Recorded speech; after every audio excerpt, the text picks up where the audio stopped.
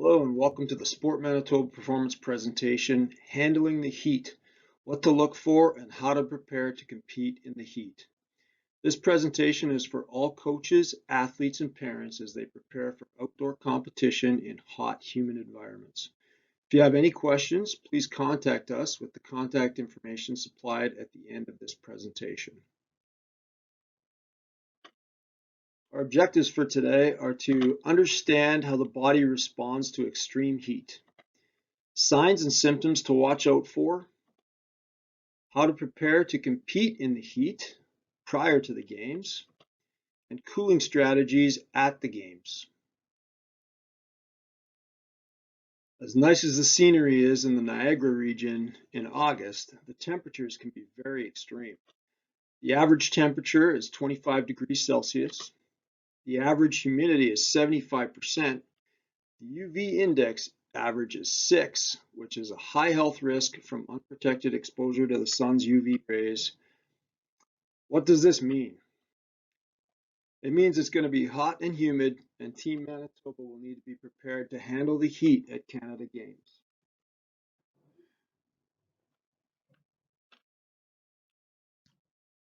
We're going to take a quick look at how the body heats up and cools off as a result of exercise and competition. As you can see from this graph or this picture, the body heats itself up in multiple ways. So first of all, through the sun and solar radiation.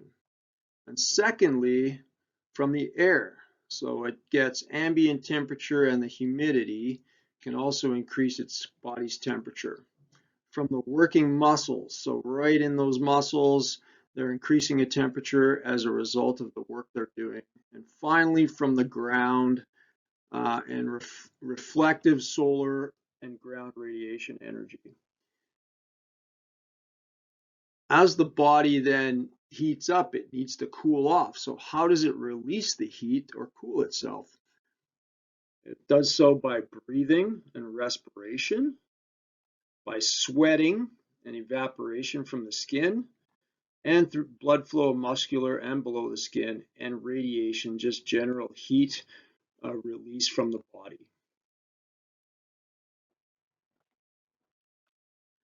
Next, we're going to look at the body's physiological response to heat. This is basically how the body responds to the heat that's put onto it, and then what it does to make sure that it can perform at its best and stay cool and not overheat during exercise. The body's physiological response to heat, as we look at it, we're going to look at a term called hyperthermia. And what that is a rise in body temperature above 37.5 degrees Celsius when the body's heat-reducing mechanisms are impaired or overwhelmed by external, or the environment, or internal metabolic heat. Hypothermia occurs when the body can no longer release enough of its heat to maintain a normal temperature. A major cause of hypothermia is dehydration. As the body sweats, it loses water and electrolytes. As the level of dehydration increases, the body loses its ability to cool itself, which can lead to potentially life-threatening conditions like heat exhaustion and even heat stroke. As we continue to look at how the body responds to heat, we're going to look at some signs and symptoms or things to look for that can, first of all, lead us to think we're getting into a heat exhaustion state. First off, excessive sweating. So this is where your body will sweat more than it normally does. Next, we're going to look at fatigue. So you're going to, as a result of that sweating, as a result of the heat in your body, it's going to get fatigued. Then it can become lightheaded. Muscle cramps are something that can be caused by heat exhaustion, and nausea. And there are a few other things that can also kind of let us know that we're getting into that state of heat exhaustion. Cold, pale, and wet skin, a fast but weak heart rate, an intense thirst, which obviously is a sign of dehydration, and less frequent urination and dark colored urine. You'll notice that later on, you're going to have a hydration presentation that will talk about this in great detail. And so we're not going to talk about it too much, but just be aware that dehydration is a major factor and leads to heat exhaustion. And so staying hydrated is going to be really important during your competition at Canada Games. Okay, next we're going to look at a more extreme heat disorder called heat stroke. And some key things to look for in diagnosing heat stroke is fast, deep breathing, hot, red, and dry skin, reduced sweating. So now, because of the level of dehydration, your body's not able to produce enough sweat for it to cool itself. A fast, strong pulse, or in some cases, a very weak pulse, a lack of coordination, a loss of consciousness, disorientation, and extreme conditions can include seizures, organ failure, coma, and even death. Okay, so how can we defend against the heat and perform our best at Canada Games? A great quote by Douglas MacArthur: "Preparedness is the key to success and victory." Now that we know what to look for with heat disorders, how can we defend against them as we lead up into games and preparing for them in the final couple of weeks here? And then at games, how can we have our best cooling strategies to make sure that we're performing at our best? Just like we would prepare for any competition through practicing, training, skill development, any of those things, we can also train how to handle the heat. Athletes competing in hot, humid conditions should acclimatize or do repeated training in hot, humid environments to adapt and improve exercise capacity. Heat acclimatization benefits are achieved through enhanced sweating and blood flow response, fluid balance, cardiovascular stability, and acquired tolerance to heat. Here are some simple training guidelines to follow as you get ready to prepare for Canada Games. You should train in hot, humid conditions for up to 2 weeks prior to your competition. You should be training 4 to 5 times per week for up to 60 minutes per session. This can be very sport specific. There may be opportunities where, for example, if you're a triathlete and your competitions last hour and a half to 2 hours, where you do actually need to train for that amount of time to mimic those conditions and humidity to make sure that you're adequately prepared to compete at that level. During the week before competition, we want to continue to train at that same intensity, but we want to decrease our volume. So, for example, we could cut our training time in half or drop our sets in half, but we want to maintain our intensity so we're working at that high level throughout.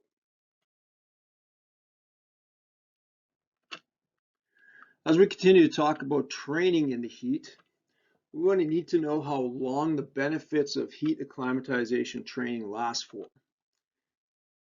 Basically, there's a 2.5% drop per day if training in the heat is stopped too far out from competition. This equals a 17.5% drop in just 1 week. Remember, we want to train in the heat at the same intensity, but drop the volume to avoid overtraining the week leading up to competition. The last thing we want to do going into our competition is to train at the same amount of volume as we would in a regular week, a couple weeks out of a competition. We want to deload and make sure that we're training at a high intensity, but we are also physically prepared to compete at a high level when we get to the games. We spent the last few minutes talking about training in the heat and the benefits of that and why we want to do it leading up to our competition at Canada Games, given that we know that The temperatures and humidities in the Niagara region are typically very high in the month of August. But now we want to talk about strategies that we can use while training and competing at the Canada Games. And so basically, we're going to talk about 4 different strategies that you can use to stay cool and make sure that you're prepared and to perform at a high level at the games. Cooling strategy number 1, stay hydrated. This is probably the easiest thing that you can do to stay cool during games. Carry a water bottle with you wherever you go. Have an individualized pre, during, and post competition strategy as outlined in the hydration presentation for Canada Games.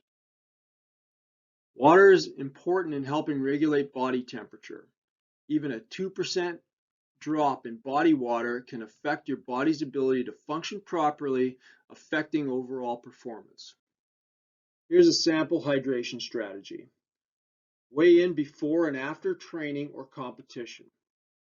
Try to drink 1.5 times your body weight loss as sweat loss in pounds post-exercise. For example, 1 pound lost in exercise is equal to 1.5 liters of fluid consumed post-exercise. 2 pounds lost in exercise is 3 liters of fluid consumed post-exercise. If you drank 500 milliliters during competition, add an additional 500 milliliters to your hydration amount. This should be done over a 2 to 4 hour post-competition period if time permits. Please make sure you watch the hydration presentation supplied to you for more details on how to stay hydrated to perform at your best. Cooling strategy number 2, cover up. Find shaded areas in and around your competition venue. Wear a hat when out in the sun, and if possible, wear one when you compete outside. Apply sunscreen regularly throughout the day to avoid sunburn, which can also affect your body's ability to regulate heat. As much as possible and whenever possible, try to stay out of the sun when you are not competing. If you're an outdoor athlete, this is going to be a major goal of yours, to try and stay out of the sun for as much as possible and avoid any heat-related disorders. If you're an indoor athlete, you probably won't need to worry about this as much.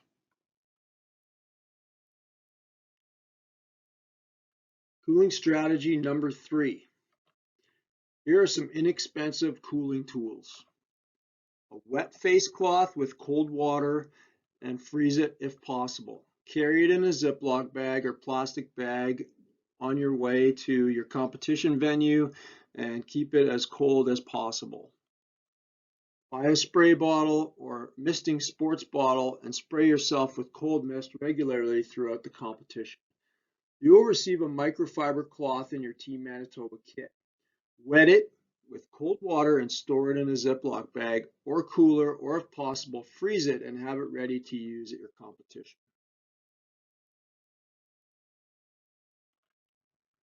Cooling strategy number 4. Cold tub, cold shower, ice vests. It is recommended to use a cold tub or a cold shower or ice vest for 10 plus minutes after competition. This will aid in cooling your body down and aid in recovery. We will have cold tubs available at the designated space at the Athletes Village for this. Ice vests are available as well. We only have 25 of them though. This may be useful for more individual sports whose venues are further away from the main competition area. More details will follow as we get closer to the start of the games, and we will be communicating to all sports. The ice vests will be by sign out only so we can keep track of them.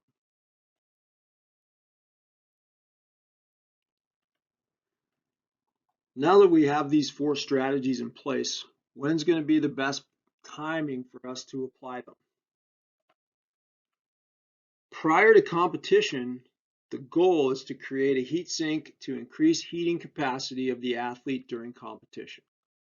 The Challenge is to achieve this while keeping the muscles warm enough to quickly reach their maximum performance rate. By pre-cooling before an event, you're improving your body's ability and capacity to handle the heat.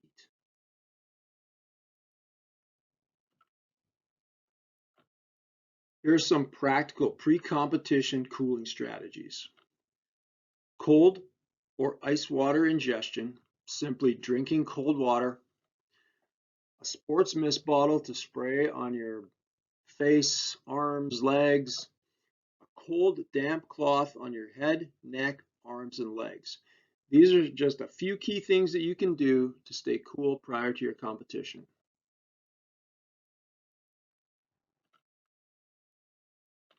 During competition, the goal is to keep the body's temperature under control during competition in hot, humid conditions without cooling down the core temperature or muscles too much to have a negative impact on performance. Most strategies are impractical in competition settings.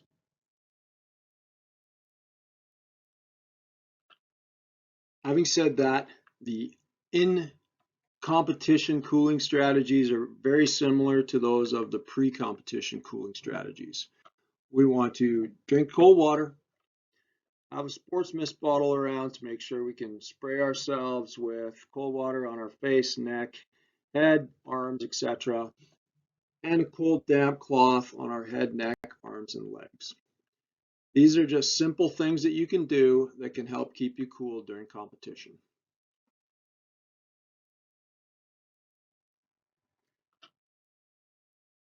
Here's a cooling strategy comparison study showing a graph. So there's two graphs on this chart.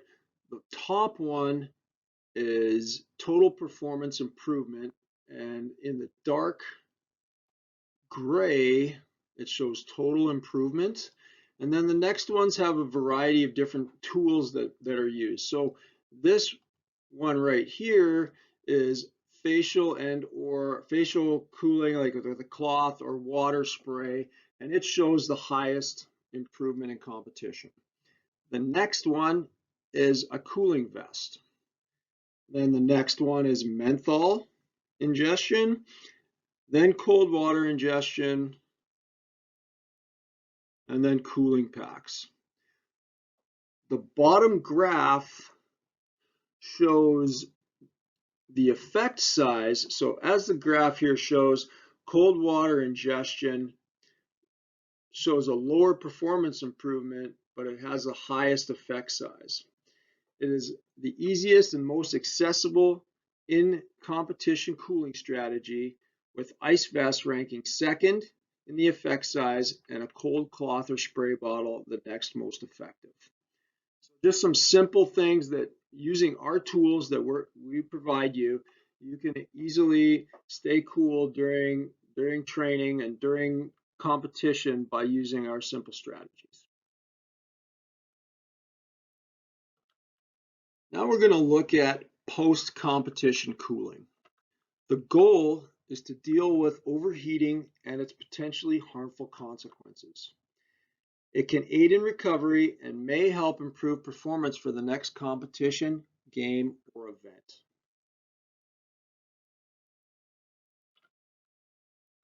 Now let's look at our post-competition cooling strategies. Number one, hydration. It's the easiest thing to do. We already know from our previous conversation here and from the hydration presentation that we have a strategy that we can apply to make sure that we're hydrated and rehydrated after we compete. Ice vests, cooling packs for 10 to 15 minutes after competition. Cold tub, cold water immersion for 10 to 15 minutes after competition as well. These are some basic strategies to help you stay cool.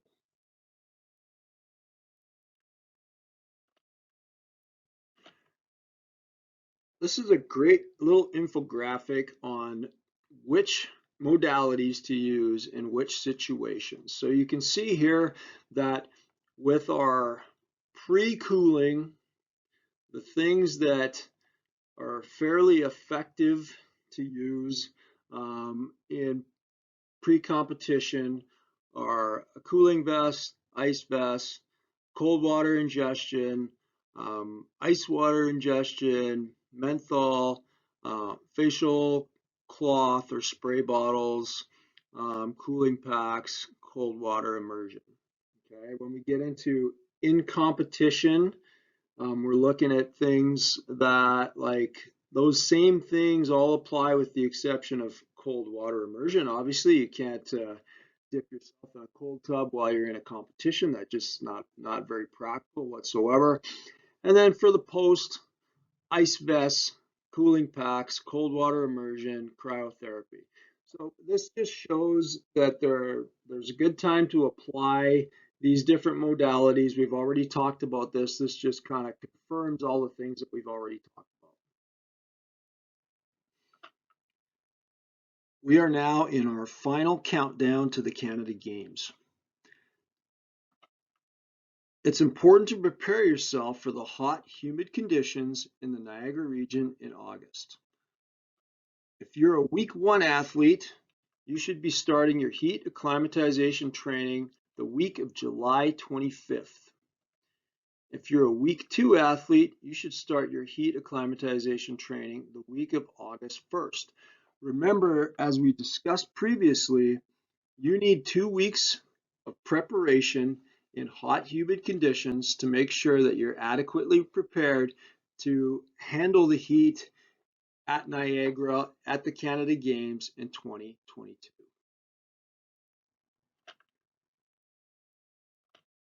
Let's quickly review our strategies to stay cool during games. Strategy number 1, stay hydrated. Again, this is going to be the easiest thing for you to do. Carry a water bottle with you wherever you go and make sure you're getting enough water and fluids during the day to make sure that you're adequately hydrated. Strategy number 2, cover up, find shade, wear a hat, apply sunscreen regularly throughout the day.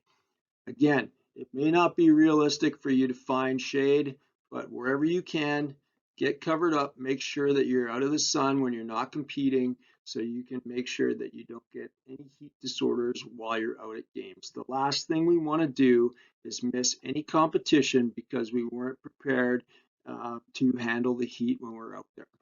Strategy number 3, during competition, use cold, damp cloths, use a sports mist bottle, drink water. Strategy number 4, post-competition, use ice vests, cold tubs, cold showers for 10 to 15 minutes after your competition at the end of the day. While you're out at Canada Games, in your room, you will have a poster that tells you and shows you how to handle the heat. And it's filled with the same information we've gone through in this talk. It talks about training strategies, cooling strategies. It's going to be up in your room so you can look at it, read it, and make sure that you understand all the things that are involved in preparing properly at the games to stay cool.